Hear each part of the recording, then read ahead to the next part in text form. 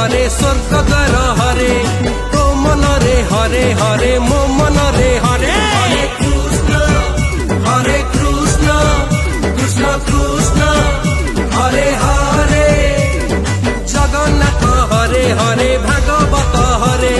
शंख क्षेत्र हरे हरे नील चक्र